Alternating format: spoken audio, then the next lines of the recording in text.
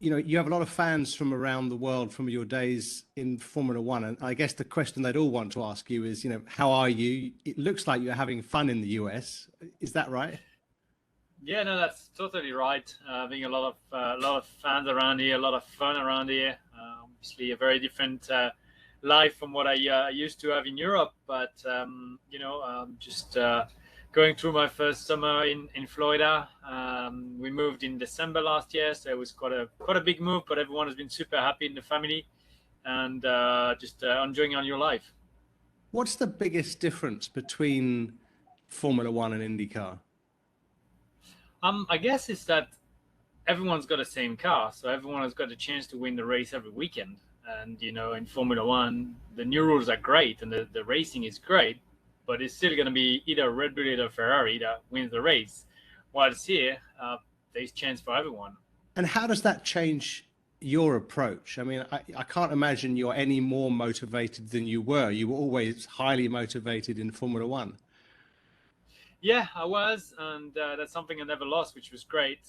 But here I'm motivated, and I know that every weekend we get a chance to bring the big trophy home. So obviously that's a bit different from the last few years in Formula One, where when we had points it was great, but I think after 10 years in Formula One, what I needed is just that feeling that I can get and go and get a win. How are the cars to drive? Hard. Physically, they're very hard. They obviously the neck, there's less G-force than Formula One, so the neck is having a much easier time. But there's no power steering wheel. The tracks are bumpy. They're pretty brutal.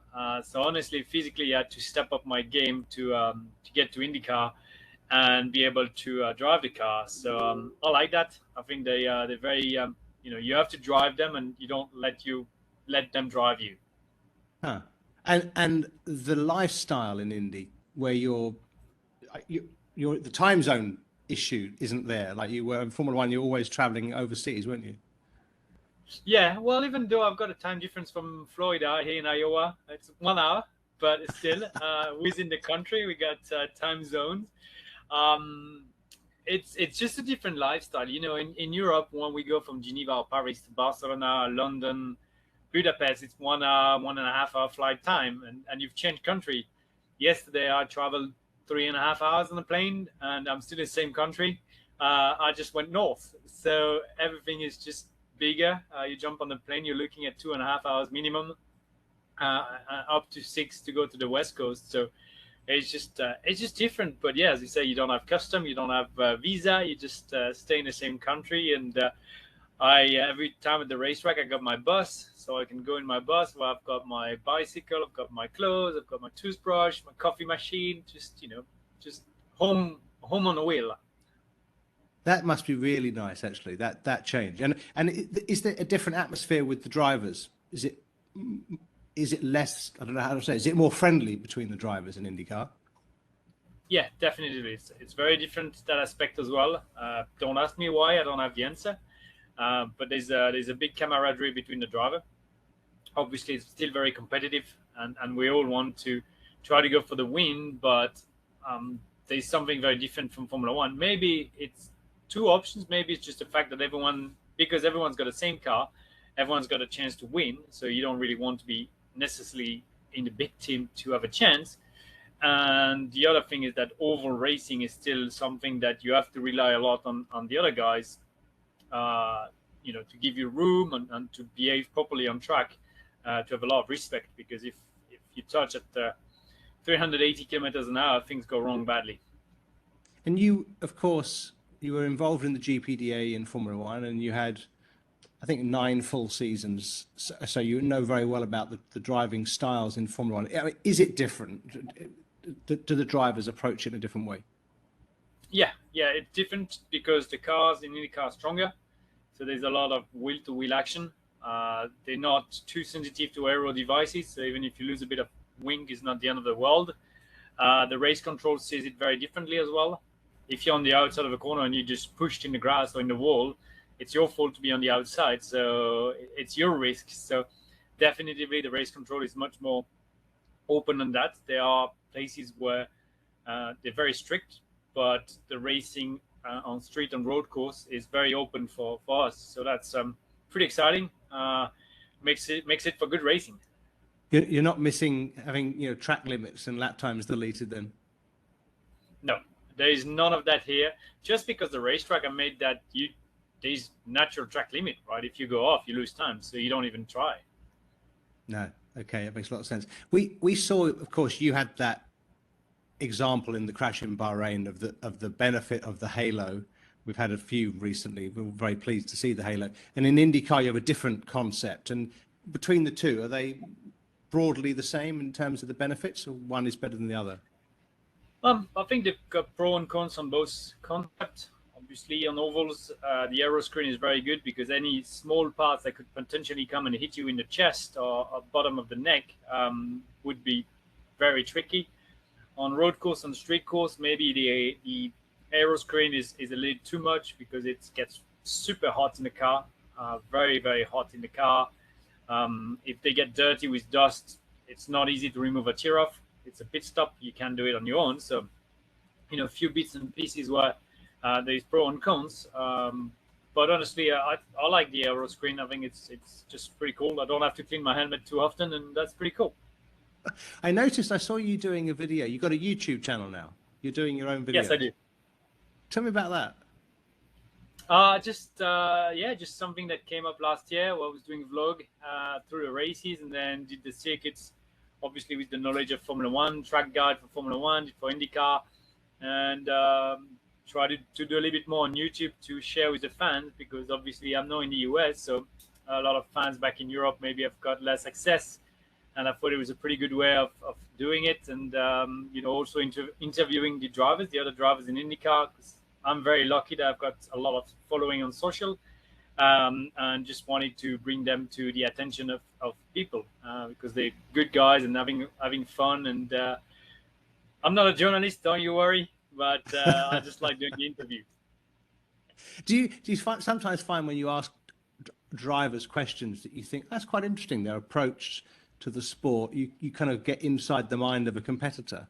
Yeah, I know I do some work with the French TV on Formula One and 4 or 5 Grand Prix a year. So whenever they have tricky question that they want to ask the journalist, wants to ask the driver, they come to me and they say, okay, how should we put that into the question? How can we bring the question? And because I've done it for 10 years and I know kind of the state of mind that you're in certain time of your career, I kind of help them, guide them in what I would do. So I guess that's pretty cool. But yeah, so, you know, I like commentating. I don't like to judge. So, well, I'm going to ask you to judge, because I'm looking at the 2022 Formula One season. Then you're obviously keeping up to date with it. What's your standout? Has anything surprised you? Yeah, a few things. I mean, Ferrari at the top, really cool. The Mercedes struggling a little bit more than we thought. Thought they would come back in the game a little bit faster. And then the midfield being a little bit, every race is different. Sometimes it's Alpine that's fast, sometimes it's Haas, sometimes it's McLaren. It's just very difficult to predict who are they going to be. So that's been quite exciting. I think the racing's gone better. They can follow each other much more close, which is great. But there's still a too big gap between the top 2 teams and the rest. And when you watch the Haas car, which when you drove it, other than the first season, it was quite difficult, let's put it that way. When you see it, such a nice car it seems this year, how do you feel about that? I feel good for the team, for the guys that worked hard, for Kevin mainly. I think it was good to see him back, and he's been doing the job, really good job for Haas.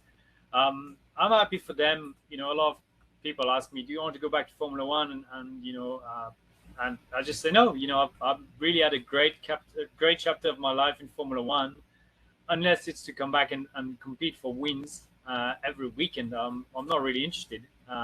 So unless it's a call from Mercedes, Red Bull, or Ferrari, I'm just going to say, you know what, thanks for calling. But what I want at 36 years old is to win races. Yeah, and which you can do, of course. When's that going to happen, your first win in IndyCar? Whenever we work well and the car behaves properly and we can do it. We were close a few times. The last 3-4 races have been quite tricky for various reasons. So we're digging into it and we start to have an idea. So This week in Iowa, it's a short oval. Obviously, on oval, I've very limited experience. I've only done 4 in my life, but we've got a double header, so I'm going to try to, use my experience and use my capacity to learn to try to do well. And do you like the ovals? I start to do. Initially, I didn't really like it. I didn't really understand it, just because it's so different. I really enjoy the short ovals. Indy 500, I really enjoy the experience because it's just incredible to have so many people in the same place, the same time, and same day. Just walking through Gasoline Alley with 300,000 spectator plus just there. It is one of the biggest things I've done. Like Texas Super Speedway wasn't really my cup of tea because of the track layout and there's only one lane. But short ovals and Indy 500 are pretty fun. So I guess what you're saying is that if you feel you can win a race, then you enjoy it, basically. Yeah, exactly. That's pretty straightforward, right? 2 more questions. One is, I want to get your opinion on Mick Schumacher, because you know how good Kevin is, so you can see how Mick is doing. I guess you've got a better understanding than most people. How do you think he's getting on? I think he's doing better. The start of the season was disappointing, but I think he got to a situation where last year obviously he had a poor car. This year got a good car, and then Kevin becomes and is like the star of the show, and it feels like you have to get those points back to kind of match Kevin. So he tried too hard in Saudi and some more races. And then finally, you could tell in Silverstone, he had a great race, and the race after in Austria, he had another great race just because he got released from the pressure of scoring those points. So Mick seems to be a bit of a diesel, always starts slow, but then gets up to speed nicely. That's a compliment in a nice way. Final question is about American drivers. There's been, obviously, Formula One is growing a lot in America. You're there, you're seeing that. But in particular, the question about an American driver for Formula One. You're competing in IndyCar. Is there anybody in IndyCar who you think who's American and good enough to race in Formula One? Yeah, and there's more than one. It's not so much the talent, it's not so much the pure speed. The biggest challenge I see for those guys is the difference of philosophy, attitude, atmosphere. Obviously, the Pirelli tires that are very particular, and those guys never grew up with them. They just grew up with tires that you can push all the time, a very friendly environment, a very nice paddock, and you get to Formula One, and it's a little bit different. The politics kicks in, and you've got the Pirelli tires, and it's not all about your speed. It's all about your speed and you being outside of the car. So I feel for me that's the biggest challenge. That in Formula 3, Formula 2, they prepare to get to Formula 1 through Red Bull, through Mercedes, through different programs, and they are formatted to that direction. While here it's just very different. So when you come into the F1 show, it is very different, and I guess for me that's the biggest challenge. That's the biggest challenge. Thank you. It's fantastic. I've got one more question, which is almost just of interest. I noticed when you're doing your YouTube channel, you seem to be quite a lot more muscular. You were never small, but you is that right? Can you carry more muscle in IndyCar? You have to. You just can't turn the steering wheel if you don't have those muscles. It's as bad as that on fresh tire, last stint of the race, fuel tank is full. If you don't have that, you just don't turn the wheel. I had to slow down in high-speed corner last year early on just because I couldn't turn the wheel. And I didn't like that because I like high-speed corners. So I went to the gym and worked hard. Oh, it looks good. Double whammy. I mean, it's Miami. I've got to go on the beach and look good. Exactly. Perfect stuff. Brilliant, Romain. Really appreciate your time. Have a great weekend in Iowa and with the rest of the season. Thank you very much.